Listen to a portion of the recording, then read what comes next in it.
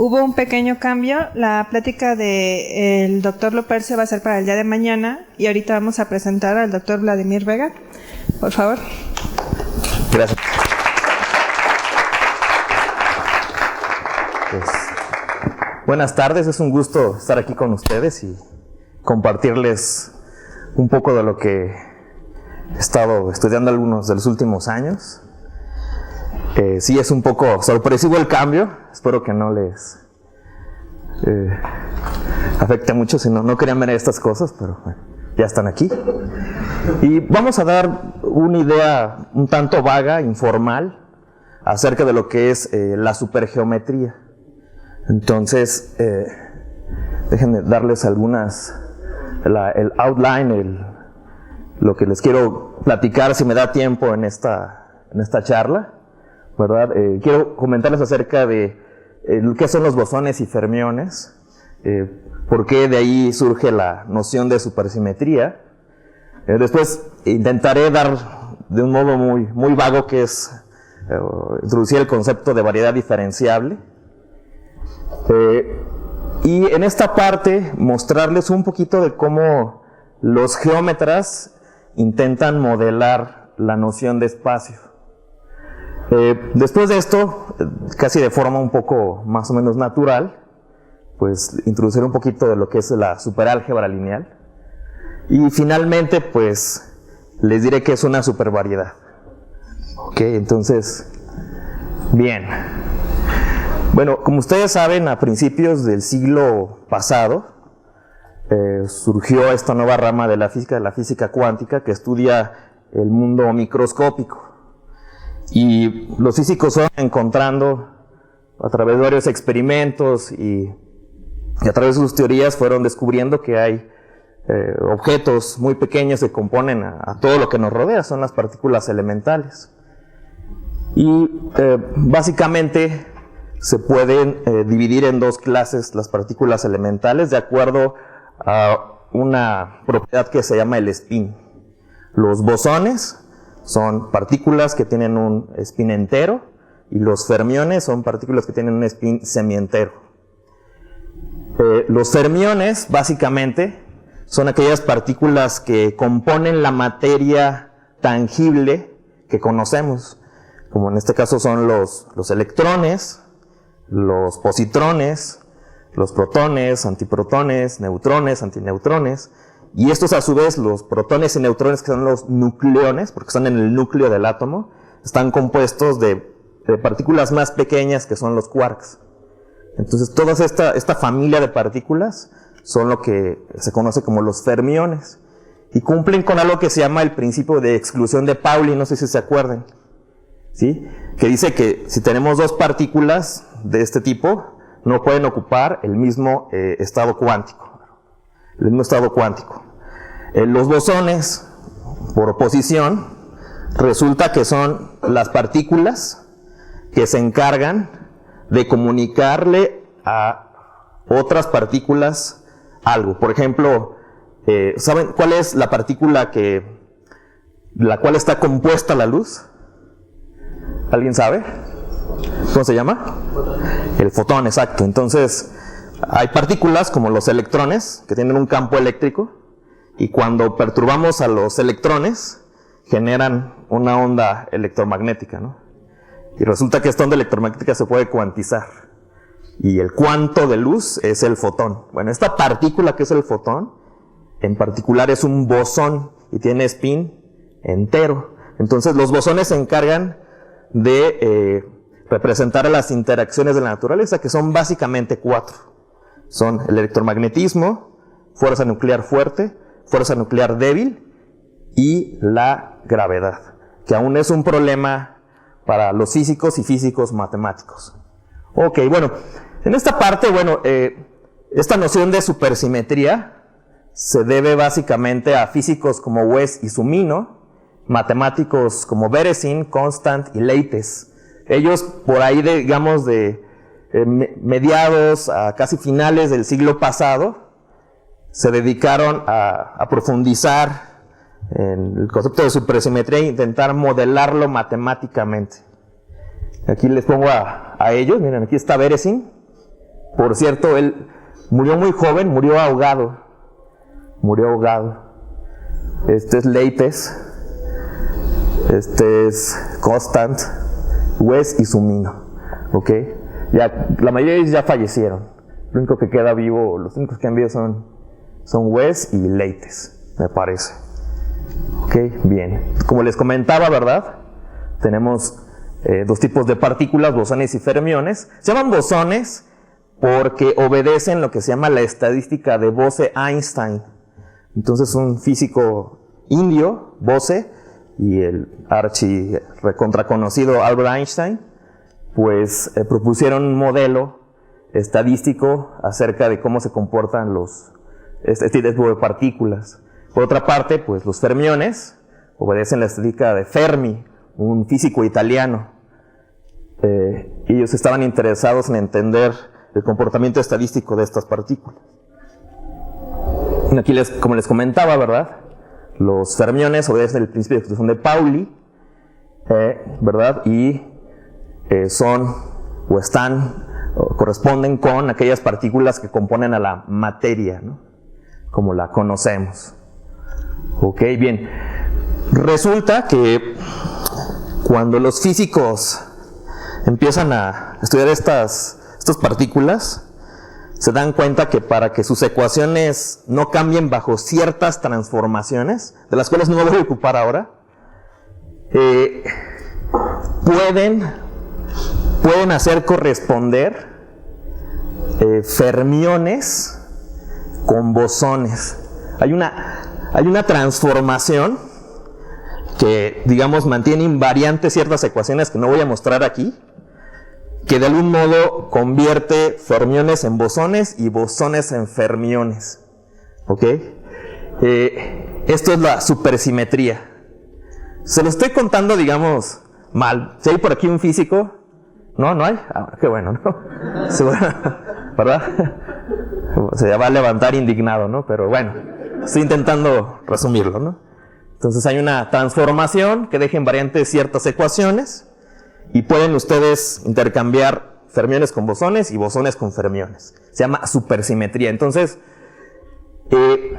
si ustedes, por ejemplo, tienen un quark de estos, un quark U, va a existir una cosa que es un equark, que va a ser un bosón. Este es un fermión.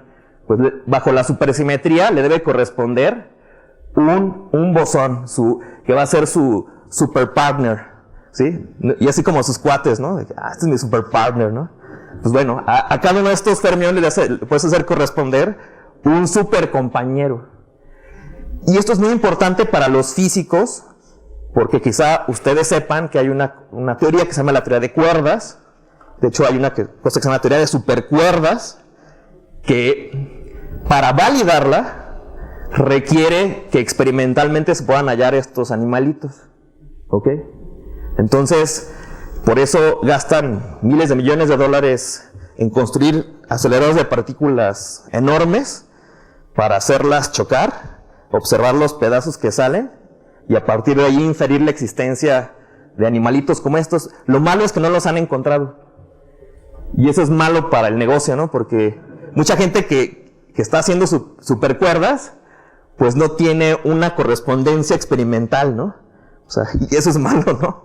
Entonces, pues, mucha gente se está desesperando, ¿no? Entonces, no las han encontrado todavía. No han encontrado todavía estos animalitos, ¿no?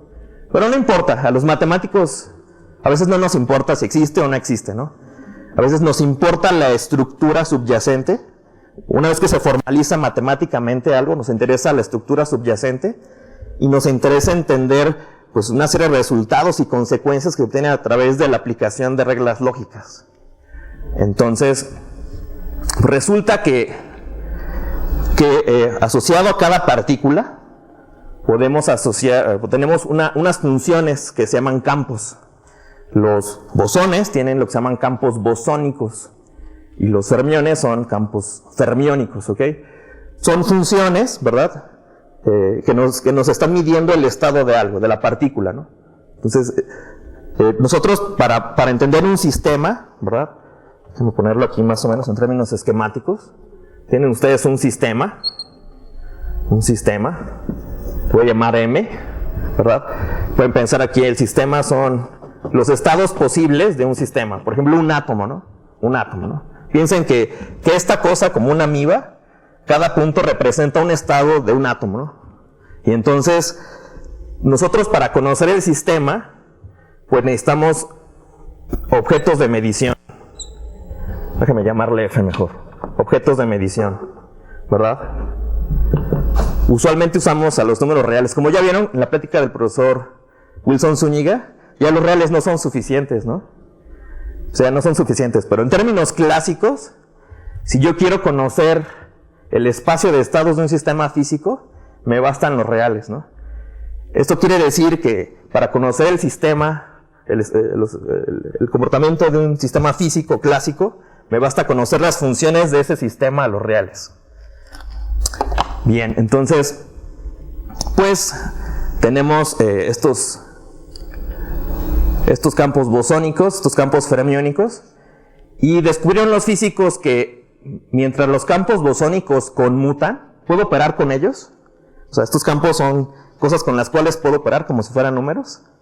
Mientras los campos bosónicos conmutan, los campos fermiónicos anticonmutan. Cosa que, por ejemplo, no tenemos en los reales, ¿no? Si tienes en los reales, tienes A por B, esto es lo mismo que B por A, ¿verdad? Entonces, aquí hay un comportamiento raro, ¿no? O sea, tienes A por B igual a menos B por A. No sé si ustedes se acuerdan de su curso de cálculo vectorial, cuando construyen el producto vectorial de dos vectores, ¿no? En R3 es anticonmutativo, ¿no? No es lo mismo A por B, A cruz B, que B cruz A. A cruz B es menos B cruz A. Entonces, esto es interesante, ¿no? Bien. Y bueno, si ustedes observan de esta última ecuación, si ponen, por ejemplo, alfa igual a beta, tendría yo teta igual a la 2 alfa. Eso implica que el cuadrado de un campo fermiónico debe ser 0. ¿Ok? Y esto más o menos le dice a los físicos lo siguiente. Clásicamente, ¿verdad? Clásicamente, si yo pienso en un estado de mi sistema físico, pues está representado por un vector. Por ejemplo, pensemos que esto es Rn, con n suficientemente grande. Entonces, este estado está representado por un vector que tiene n coordenadas, ¿no? Entonces, tengo n coordenadas. Podemos pensar que estas coordenadas son como los campos bosónicos que sí conmutan. Pues a los físicos les dice esto como que realmente los puntos no son puntos. Los puntos tienen una estructura interna. Y como que hay pequeñas direccioncitas chiquititas, ¿verdad? Que están medidas por esos campos fermiónicos que anticonmutan, ¿no? Y que si yo le voy al cuadrado me queda 0. Como si las partículas no fueran puntos, como si las partículas tuvieran una estructura interna y hay pequeños desplazamientos, pero son tan pequeños que cuando yo analizo las potencias de estos desplazamientos son despreciables, ¿sí? Entonces, pues los físicos, para poder entender esto, ¿verdad? Pensaron o imaginaron que quizá las partículas no son partículas, no son puntos adimensionales, sino son cosas que tienen una estructura interna. ¿Ok? Claro, ahora están proponiendo que son cuerdas, ¿no? No son puntos, son cuerdas, tienen una extensión. Pero bueno, nos resulta que, pues, cualquier campo, no necesariamente bosónico o fermiónico, es una mezcla de tanto campos bosónicos como fermiónicos, ¿no? Aquí lo puse en una forma condensada. Como saben, a los matemáticos nos da flojera, nos gusta ahorrarnos cosas. Y por ejemplo, cuando pongo F sub A, aquí la mayúscula es un multiíndice, ¿verdad? Es una colección finita, ordenada de elementos, ¿verdad? Y aquí teta la A es un producto. ¿Ok? Bien, más adelante hablaré de estos tetas, tienen que ver con otra cosa. Muy bien. Ok. Perfecto. Bien, dejemos por un momento esto de la la motivación física de la supersimetría. Hay una rama de la geometría, de la matemática, que es la geometría diferencial. Y a grandes rasgos, hablando grosso modo de qué es la geometría diferencial, pues estudia la forma en cómo se puede extender el cálculo diferencial a espacios más generales. Ustedes han visto que pues, el cálculo de una variable, digamos, se estudia en la recta real, ¿no? Y luego en cálculo vectorial pues vieron en el espacio R3 o R4 o Rn, ¿no? Ese es el tipo de espacios que usualmente se estudian, pero para lo que se necesita se requiere más. Se requieren espacios más generales, con propiedades más generales. Bueno, pues la geometría diferencial, precisamente de un modo muy burdo, pretende extender el cálculo diferencial a espacios que no son precisamente los euclidianos, que localmente se parecen a los euclidianos, pero que globalmente son diferentes. Globalmente son diferentes. Ok, estos se llaman las variedades diferenciables. Ok, variedades diferenciables. Sería la generalización de espacio. Ok, son objetos, espacios, que tomando ciertas regiones de ellos, estas regiones se parecen a pedazos del espacio euclidiano. ¿Ok? Y ahí puedes hacer cálculo, calcular derivadas, integrar, etc. ¿Ok? Bien, por ejemplo, ¿no? Dejen un ejemplo sencillo de variedad. ¿Sí? Piensen en la esfera. La esfera globalmente no es como el plano, ¿verdad? De hecho, tiene una propiedad que es compacta. Es compacta, es cerrada y acotada. ¿Ok? Según Heine-Borel, ¿no?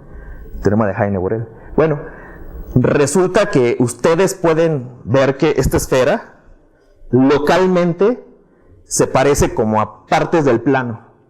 Por ejemplo, ustedes tienen aquí un casquete, digamos el casquete norte. El casquete norte, si ustedes proyectan sus puntos hacia el plano XY, pueden hacerlos corresponder de forma biunívoca con los puntos de este disco de radio R, por ejemplo. ¿Ok? Es un abierto del plano.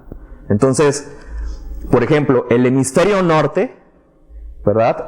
Lo puedo pensar como este disco. Ustedes ya vieron en la plática del profesor Michael Porter, ¿verdad?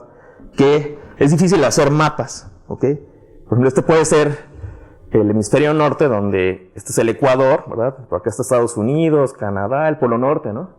Y esta es una manera de construir un mapa, ¿verdad? Estamos proyectando los puntos del hemisferio en un disco, ¿ok? Bien, entonces esto quiere decir que si yo tomo ciertas regiones de la esfera, como son estos casquetes, estas hemiesferas, ¿verdad? Puedo ver a la esfera como un objeto localmente parecido a una parte del plano, ¿ok? De hecho, bajo esta correspondencia requiero 6 casquetes, ¿verdad? Norte, sur, este, oeste, y adelante y atrás, ¿ok? ¿Sí? O sea, tienen aquí la pelota, te ponen 2 casquetes así, 2 casquetes así, 2 casquetes así, y la cubren completamente. Ok. Bien. Resulta que, para construir la noción de variedad diferencial le requerimos otra cosa, que es la noción de compatibilidad de cartas, ¿verdad? Déjenme regresar un poquito. La función, la proyección que me manda a cada punto del hemisferio al disco se llama una carta. Carta porque tiene que ver con mapa, ¿ok? Entonces, la función que me manda a cada punto de este casquete al disco es una carta. ¿Ok? Tiene una carta. ¿Ok? Bien, entonces, imagínense un espacio, un conjunto de puntos, ¿verdad? E imaginen que tienen una colección de cartas. ¿Qué es esto? Pues tienen pedazos del espacio y una colección de funciones. Estas funciones lo que hacen es mandar en forma biunívoca puntos de cada región a un abierto en el plano. ¿Ok? Entonces, requiero, para hablar de variedad diferenciable, que, por ejemplo, si yo tengo 2 regiones que tienen intersección no vacía, que esta es una región roja, una región azul, se intersectan en la región púrpura, ¿ok? Requiero que, si tengo esta parte de la carta, que se traslapa con esta parte de la carta, la función que me manda estos puntos que se traslapan en estos puntos, que son los mismos, pero bajo otra carta, me determinen una aplicación diferenciable. ¿Ok? Diferenciable en el sentido de que esta función tiene derivadas parciales de todos los órdenes. ¿Ok? Y son continuas. ¿Ok? Muy bien. Bueno, aquí les puse lo que es una compatibilidad de cartas, ¿verdad? Es una cuestión técnica. Y algunos objetos que son variedades. Pues claro, el propio Rn, así como cualquiera de sus abiertos, son ejemplos de variedades diferenciables de dimensión n. ¿Ok? Rn, por ejemplo, con las cartas, pues son los propios mapeos identidad.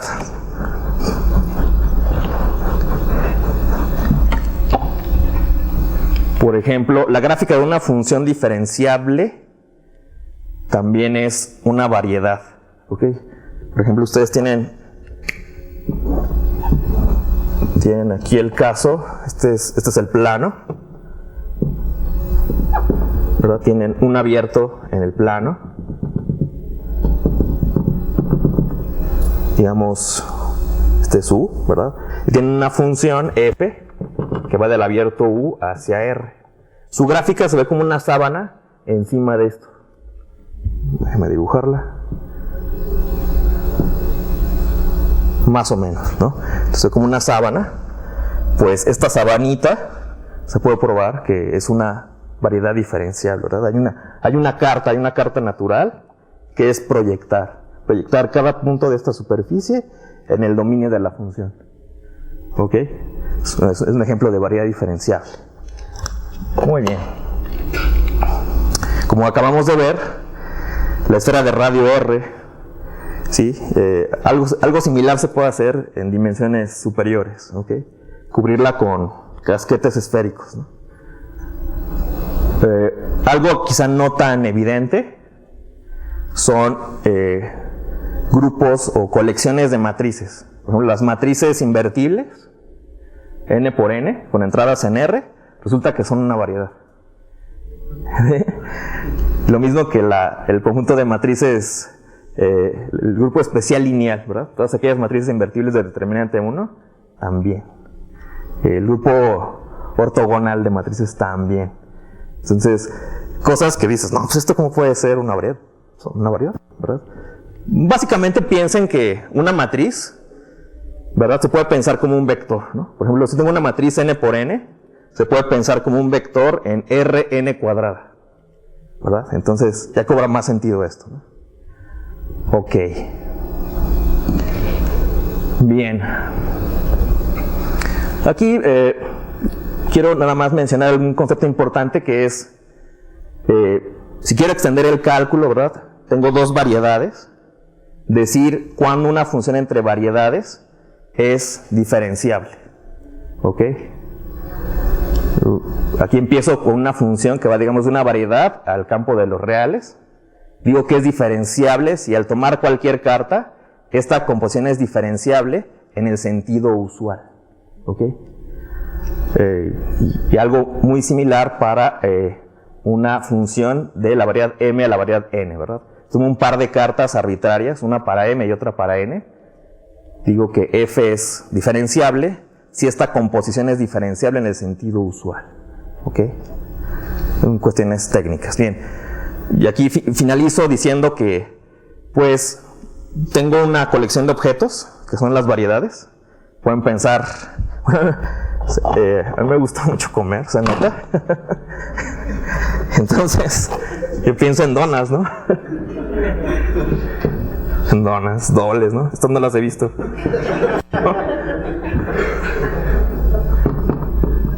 ¿Verdad? La variedad de m, la n, ¿no? ¿Verdad?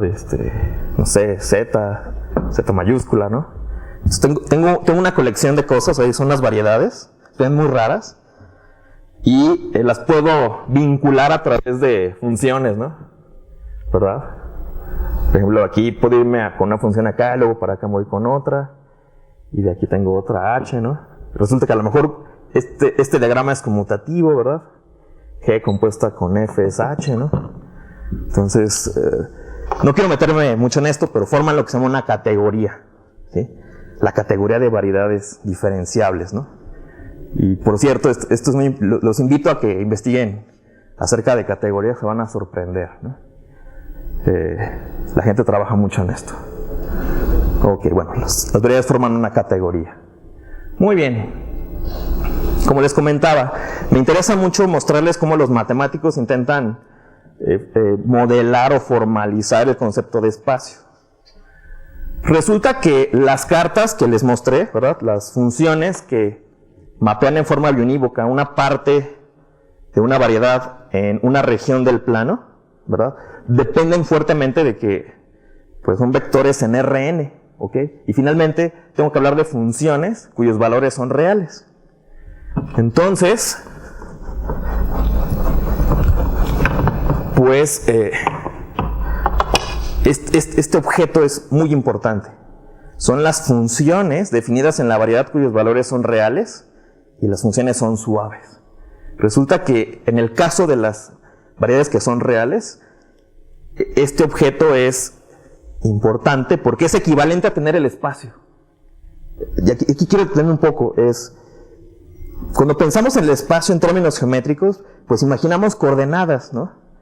Tenemos sistemas de referencia, como en física, y todo está determinado por una colección de numeritos. Eso es geométrico, ¿no? Pensamos en rectas, planos, superficies, etc.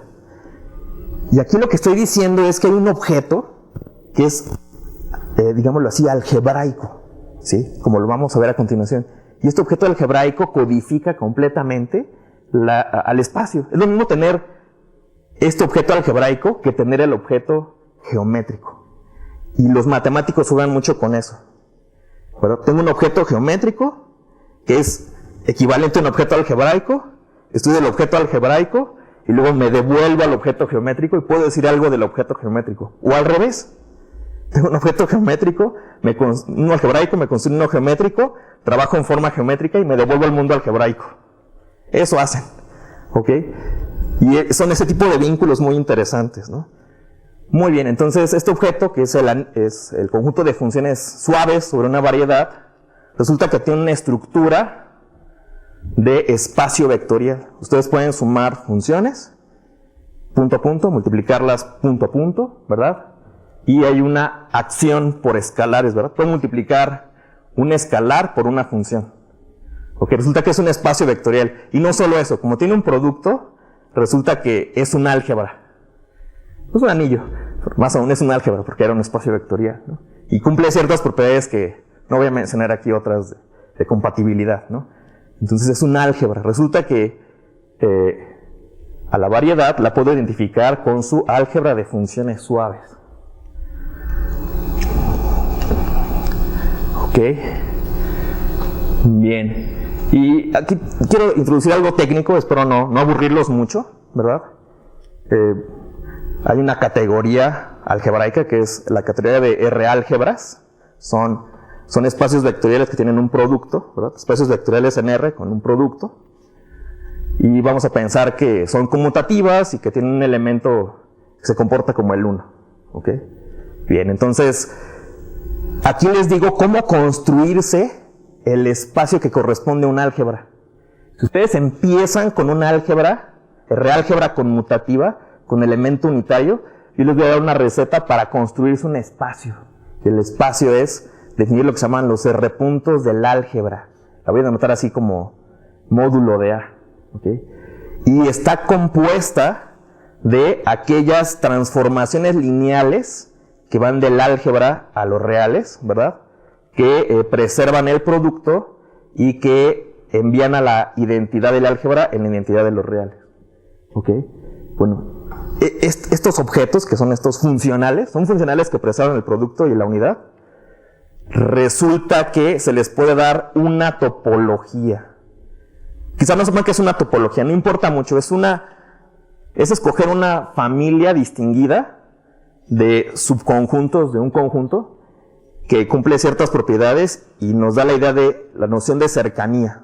¿Okay? La noción de cercanía, bueno, pues le puedo dar una topología a este conjunto. Se llama la topología de Gelfand. Ahorita no importa hablar de qué es eso, ¿no? Pero el punto es que yo, dando una álgebra, les puedo construir un espacio topológico. Ok, bien. Quizá ustedes han tomado algún curso de álgebra abstracta. Quizá no. Bueno, esto se puede entender de otro modo, a través de lo que se llaman los ideales maximales. Igual otra palabra rara, ¿no? Pero piensen, por ejemplo, en aquellas funciones suaves que se anulan en un punto. ¿Ok? Cumplen cierta propiedad algebraica. Se llaman ideales maximales. Bueno, la colección de estos animalitos se llama el espectro maximal. ¿Ok? Bien, de estos todavía puedo elegir algunos. Resulta que en el caso en que M es compacta, si empiezan, ahora fíjense, déjenme contarlo así.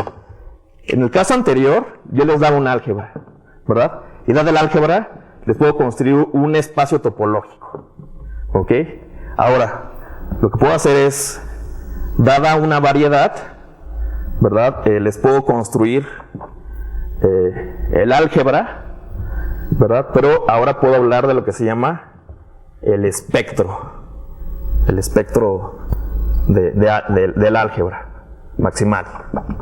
Bueno, resulta que si no quieren empezar con el álgebra, quieren empezar con ideales maximales. En el caso compacto, en que M es compacta, ¿verdad? Cerrada y acotada. No exactamente. Todo cubierta, abierta, tiene una subcubierta, ¿verdad? Resulta que ustedes ponen una topología al espectro, por cierto, la topología del Fan también, en el caso de los espectros. Y resulta que este espectro es homeomorfo o equivalente como espacio topológico a la variedad M. Es decir, ya sea que tomen, por ejemplo, el álgebra de funciones suaves sobre la variedad y consideren los R puntos, o tomen el espectro maximal del álgebra, el álgebra de funciones de la variedad les devuelve al espacio. Es decir, si ustedes empiezan con un álgebra, pueden construirse el espacio, ¿no? Si conocen el espacio, luego conocen el álgebra y luego construyen el espectro les devuelve otra vez el espacio original. ¿Ok? Entonces, y aquí está, no muy preciso, ¿no? Bueno, hasta donde se puede. Ok, bueno, en el caso no compacto, tenemos que introducir lo que se llama el espectro real. El espectro real del anillo, aquí me faltó poner el anillo. El espectro real de esta álgebra, ¿ok? Y cumple una cierta condición, que cierta composición debe ser un isomorfismo. No tan importa, ¿no? El punto es que, sea o no compacta, podemos hacerle corresponder a una variedad un objeto algebraico, ¿ok? Y si tengo el objeto algebraico, puedo recuperar el objeto geométrico, topológico, ¿ok? Muy bien. ¿Observe qué? No sé qué observar. Bueno, muy bien. Bien, entonces, solo recapitulando, ¿no? Clásicamente, en la geometría clásica, geometría diferencial clásica, si ustedes conocen el álgebra o anillo de funciones diferenciables sobre la variedad, esto es equivalente a tener la variedad. Muy bien, ahora regresemos al caso súper, ¿no? Tienen un sistema cuántico, bosones y fermiones, y su espacio requiere que tengan coordenadas que son bosónicas, que conmutan, ¿verdad? Y coordenadas que son fermiónicas y anticonmutan. ¿Estamos de acuerdo? En el caso clásico solo tenían coordenadas que conmutaban, ¿ok? Y ya sabíamos qué hacer. Entonces ahora se metieron otros animales, otras cosas que son los campos fermiónicos que anticonmutan, y quizá el mismo enfoque nos permita resolver el problema. Sí, nada más hay que tener cuidado, ¿no? Primero hay que redefinir algunas cosas. En el caso de las variedades, necesitábamos que el objeto fuera localmente como un abierto de Rn. Que Rn es un espacio vectorial. Bueno, pues necesitamos redefinir la noción de espacio vectorial. Creo que hablamos de superespacios vectoriales, ¿no? No es difícil, ¿eh? Se escucha así como que, ay, superespacios vectoriales, ¿no? No es difícil. Un superespacio vectorial en R, aquí no puse el campo, pero en R, o un campo de características cero, los complejos, por ejemplo, es un espacio vectorial que se puede escribir en la forma B sub 0, suma directa con B sub 1. ¿Ok? Se puede escribir como suma directa de dos subespacios. ¿Ok? B0 y B1 son subespacios, ¿verdad? Y puedes hablar de la noción de paridad, ¿verdad? Hay vectores que son pares y vectores que son impares. Piensen en pares como bosónicos e impares como fermiónicos. ¿Ok? Entonces, hay una función de paridad, ¿verdad? Puedo decidir cuándo un vector es par o impar. Realmente no. Realmente, lo que puedo decir es que hay colecciones de vectores que son pares, impares y mixtos, que son sumas de pares e impares. ¿Ok? Entonces, eso es un superespacio vectorial. ¿Ok? Bien. Y aquí estoy hablando acerca de lo que es la paridad, ¿verdad? Entonces, resulta que para que las cosas me queden bien, pues tengo que hablar de transformaciones entre superespacios vectoriales. No pueden ser cualesquiera transformaciones lineales. Tengo que especificar bien. Entonces, una transformación o supertransformación lineal entre superespacios vectoriales es aquella que va a preservar la paridad de los elementos homogéneos. O sea, que si yo tomo un elemento, por ejemplo, par, le aplico la transformación, la paridad de la imagen sea la misma que la del objeto original. Entonces, en el caso de superespacios vectoriales, las transformaciones permitidas o permisibles son aquellas que preservan la paridad, que mandan pares en pares e impares en impares. ¿Ok? Es un poco restrictivo, pero esas son las buenas. ¿Ok? Bien. Resulta que también pueden definir una especie de producto. Ahorita no voy a meter mucho en esto, es un producto tensorial. ¿Ok? No importa mucho ahorita, pero lo puedo definir en términos de el producto tensorial usual de espacios vectoriales, ¿verdad? Y lo único que pido es que se cumplan estas condiciones, ¿verdad? Que si tomo aquí la parte par y esta es la par, me dé la parte par, impar, impar, par, ¿no? No importa mucho eso. Bueno, también puedo definir lo que es una superálgebra. Ya vimos que el anillo de funciones suaves sobre una variedad es un álgebra. Bueno, necesito hablar de superálgebras, ¿no? Que es una superálgebra, pues es un superespacio vectorial, tiene una multiplicación asociativa, ¿verdad? La defino a través de este map, de esta aplicación. Este es el producto tensorial de superálgebras, no importa. Estoy diciendo que tomo una pareja aquí y le asocio un tercer elemento acá, ¿ok? Y que es compatible con la estructura de superespacio vectorial, ¿no? Aquí puse una condición, pero me falta otra, no importa, ¿ok? Y lo que me interesa de las superálgebras, es lo siguiente, ¿verdad? En el caso clásico, si ustedes toman un par de funciones, digamos en esta álgebra, que son las funciones diferenciables en M, ocurre que f por g es lo mismo que g por f. Piensen que son campos bosónicos, ¿no? Conmutan. Bueno, yo lo que quiero, o que me importa que aparezca en mis superálgebras es que cuando yo tome dos campos fermiónicos anticonmuten. Bueno, pues eso lo voy a pedir en mi definición, ¿no? Que tengo que hablar acerca de la superconmutatividad. Voy a decir que mi superálgebra es superconmutativa. ¿Sí? ¿No? Si A por B es menos 1 a la paridad de A por la paridad de B por B por A. Y ustedes chequenlo, ¿no? La analogía más sencilla es piensen en el producto de pares, más bien en la suma de pares con impares, impares con impares, ¿verdad? ¿Qué les da? Por ejemplo, ustedes tienen par con par, conmutan, ¿no? Tienen paridad 0 y me queda A por B igual a B por A. ¿Ok? Déjenme ponerlo aquí.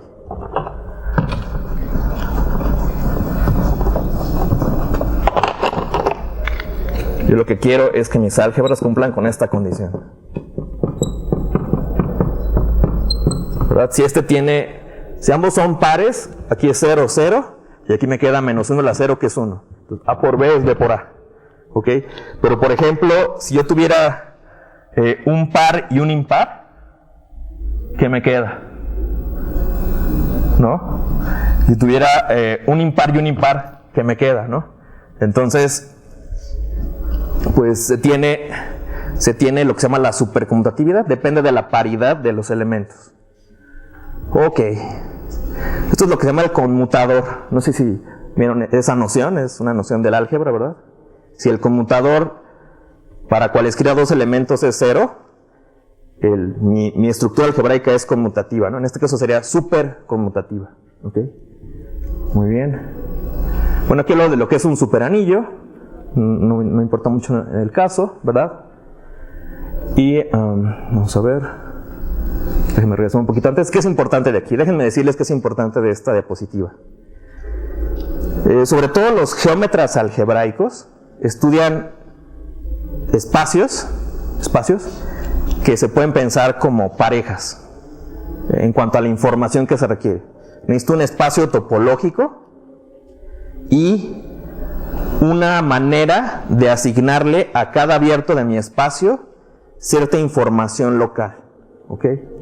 Entonces, aquí aparece la palabra gavilla. Ahorita no se preocupen mucho por esto, ¿no? Pero necesito, para hablar de un espacio, otra forma de hablar de un espacio es tomar un espacio topológico y una función o regla de correspondencia que me diga qué información algebraica le puedo hacer corresponder a los abiertos de mi espacio. Eso se llama una gavilla. Bueno, aquí estoy diciendo que un superespacio es un espacio topológico, una regla de correspondencia que se llama una gavilla de superanillos o superálgebras, ¿verdad? Y una condición algebraica y técnica que no viene al caso de momento. ¿Ok? Bien. Bueno, quería decir lo siguiente, ¿verdad? En el caso de las variedades, les comenté que yo puedo construir cartas. Tengo una región de mi variedad y tengo una función que hace corresponder en forma biunívoca a cada punto de esa región en la variedad con un abierto en Rn, en un espacio euclidiano. Necesito yo saber la noción análoga de lo que es un abierto en un superespacio. ¿Ok? Entonces tengo una especie de diccionario. A lo mejor eso hubiera sido mejor pedagógicamente, ¿no? Pondrías un diccionario y ya acabo, ¿no? Entonces, resulta que puedo hablar de lo que es un superdominio. Un superdominio, piensen, ¿verdad? Si esta es mi variedad, mi supervariedad, o lo que quiero que sea mi superobjeto, ¿verdad? Tengo un abierto allí y tengo una carta y necesito enviarlo a un abierto en un superespacio vectorial, ¿verdad? Déjenme llamarle B de momento. B es un superespacio. Bueno, entonces estoy construyendo las analogías, ¿no? Bueno, entonces, ¿qué es un abierto en un superespacio vectorial? Pues es una pareja formada por un abierto, de los que conocemos, un abierto euclidiano, y una regla de correspondencia, una gavilla, que lo que me dice es que si tomo cualquier punto en este abierto, puedo hallarme otro abierto más chiquito, metido en el abierto grande, que contenga el punto, de tal manera que esta regla de correspondencia me dé un objeto algebraico que se vea así. Déjenme explicarles qué es esto. Este objeto se llama el anillo de polinomios en las variables grassmannianas o anticonmutativas, θ1 hasta θn.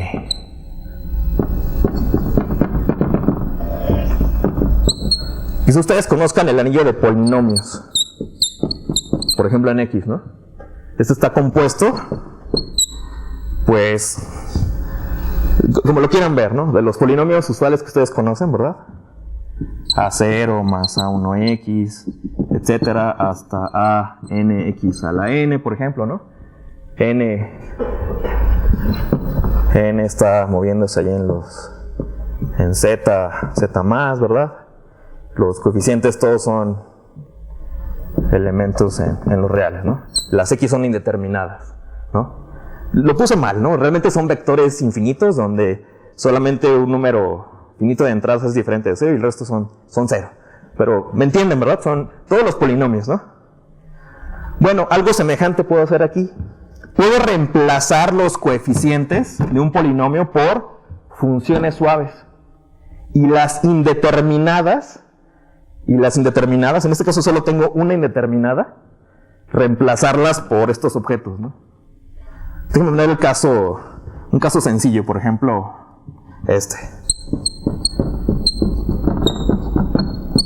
Por ejemplo, ¿no? Que serían cosas de este estilo, ¿no?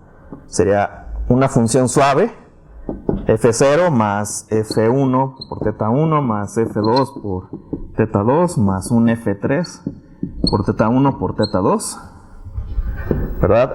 Los FI son funciones suaves. Y estas son mis indeterminadas, son θ1 y θ2, ¿ok?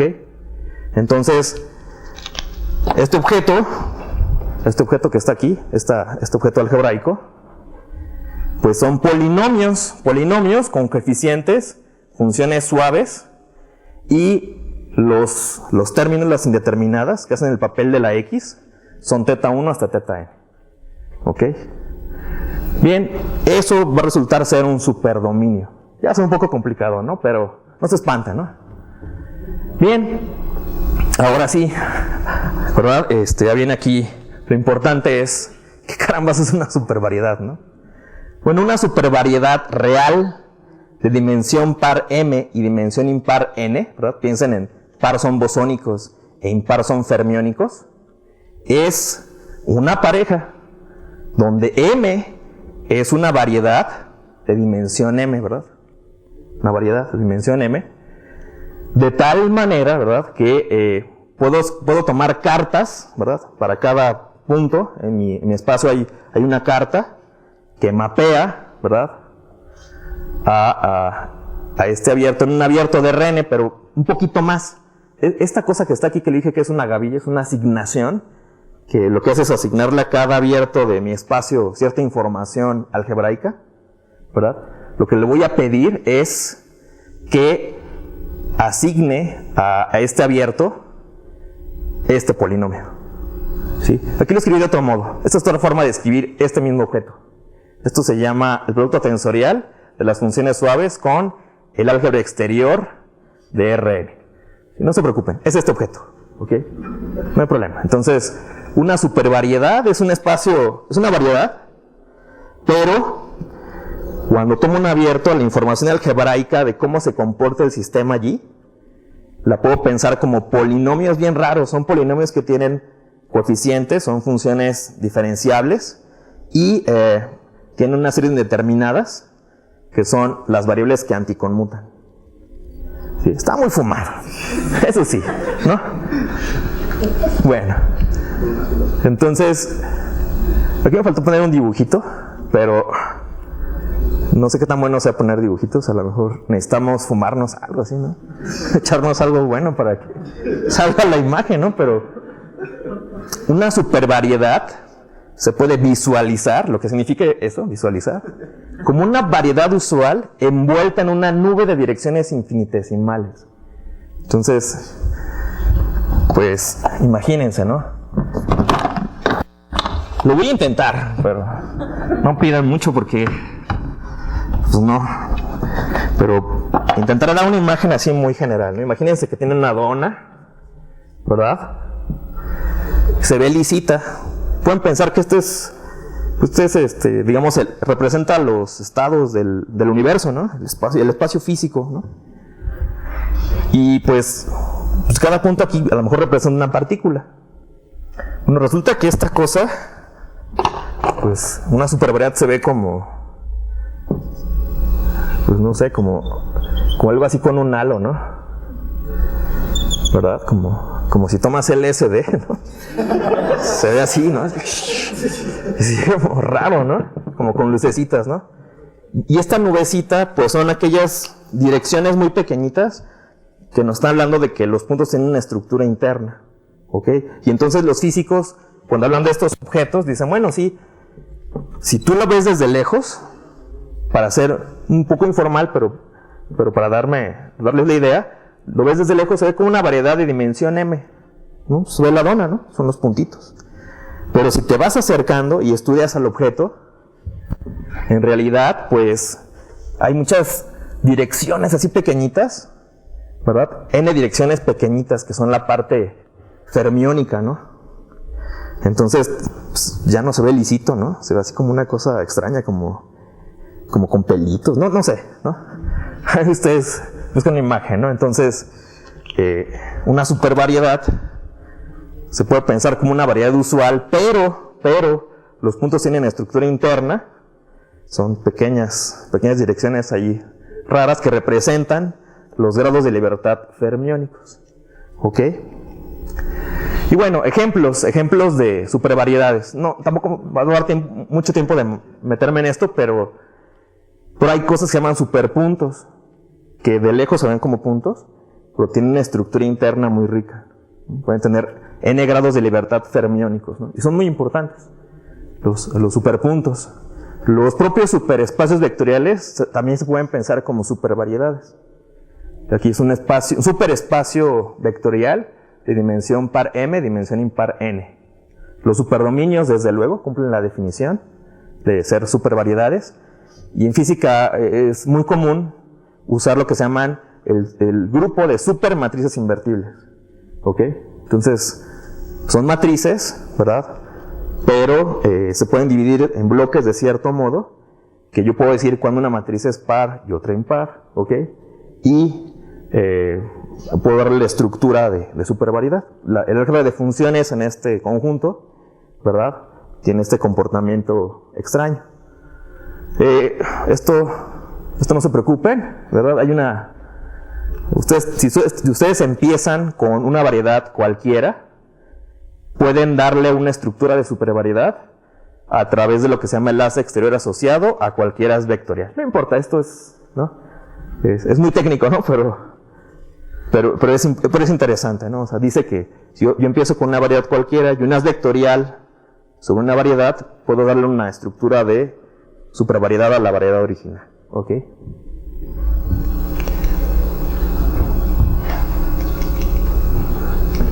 Y creo que se finí. Muy bien. Y pues, muchas gracias. Espero no los haya aburrido mucho. Gracias.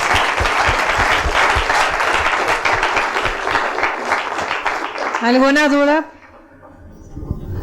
¿Sí? Tengo una pregunta.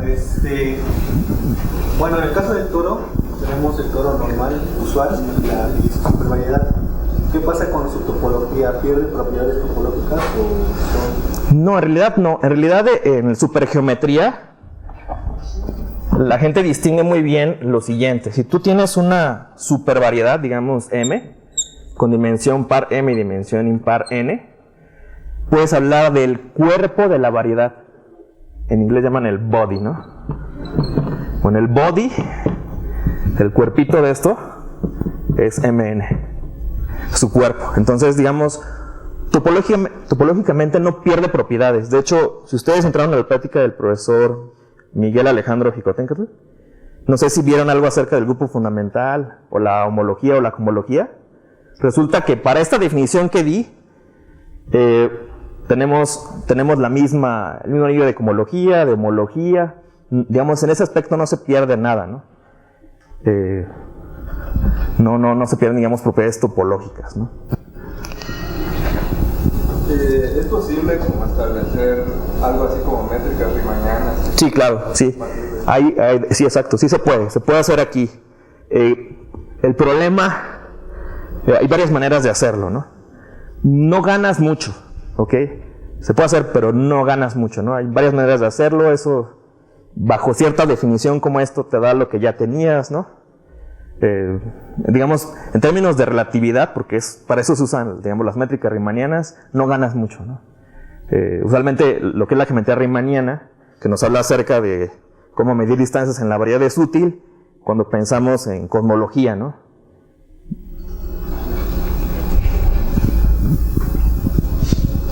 De la construcción como hace, ¿qué tan importante es el hecho de que se esté trabajando sobre un cuerpo ¿no? Ok. Bien, bueno, ahí es también tema de investigación, porque los físicos trabajan usualmente con los reales o los complejos. Hay supervariedades complejas, existen. Aunque actualmente se están abordando otro tipo de posibilidades, ¿no? Como ustedes ya vieron, o sea, hay otras formas de medir, y esas otras formas de medir requieren otros campos, ¿no? Los peádicos, los adélicos, ¿no? ZPE, ¿no? Existen enfoques, pero aún no son muy sólidos, ¿no? Usualmente la gente sigue trabajando ya sea con los reales y más bien con los complejos. La gente todo lo hacen con complejos, ¿no? La gente que se dedica a teoría de cuerdas trabaja mucho con complejos, ¿no? Números complejos. Sí hay. O sea, se puede trabajar sobre anillos en general, pero digamos hay muchos enfoques, ¿no? No hay así como un estándar, ¿no? Sí es posible. ¿Aquí había otra duda? Sí, bueno, las matemáticas que se usan aquí son las mismas que se usarían, por ejemplo, para la compactificación de las dimensiones extras. Sí. Son muy similares, pero cambian demasiado. No, lo que cambia es el campo, por ejemplo, son los complejos, ya son supervariedades complejas, ¿no? Pero en esencia, las ideas son las mismas.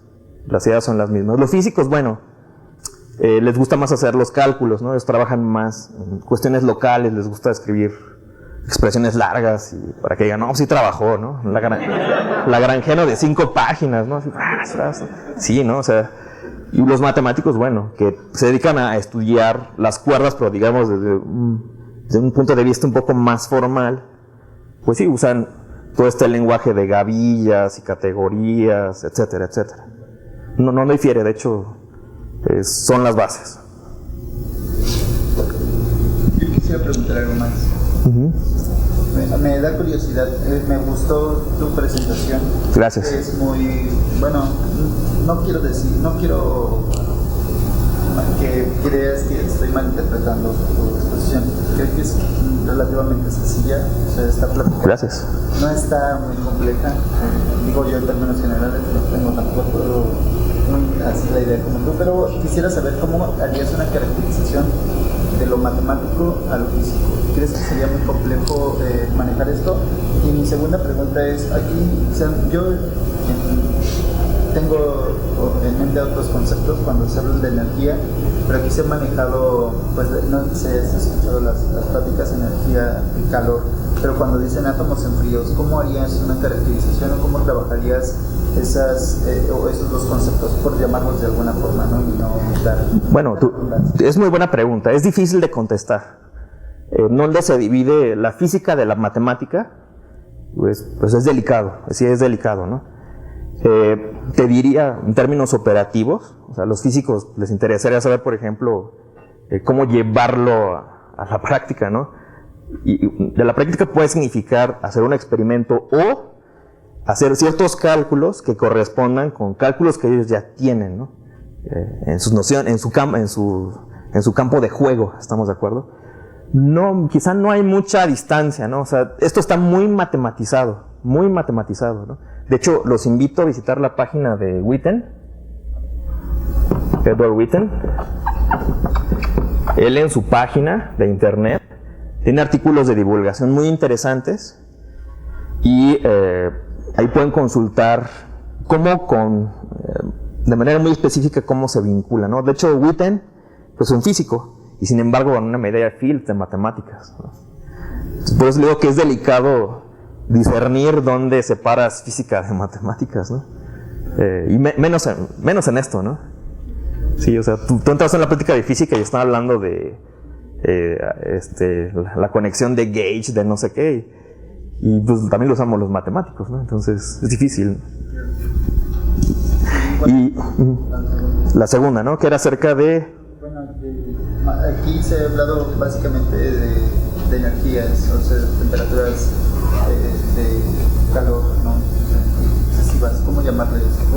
Y cuando hablan en átomos en frío, ¿cómo sería los análisis matemáticos en esos dos distintos fenómenos? Voy a ser un poco diferente, o sea, digo, hay una relación, desde luego, ¿no? Pero eso ya es un poco más del juego de la física, ¿no? Cuando hablas de calor y son nociones, digamos, globales de un sistema, ¿no? O sea, son comportamientos estadísticos, ¿no? Cuando consideras el comportamiento de muchas partículas, ¿no? Y estas consideraciones y cálculos se basan en cómo es la naturaleza de los entes, de las partículas que componen al sistema, ¿no? Sí, bueno, esto aparece aparece, por ejemplo, cuando la gente quiere hacer chocar partículas, ¿no? Ya tienen sus cálculos, ya saben qué es lo que quieren ver, ¿no? Al hacer un experimento, ¿no? Tenemos que invitar a un buen físico, ¿no? No, al contrario. Bueno, agradecemos al doctor Vega. Gracias.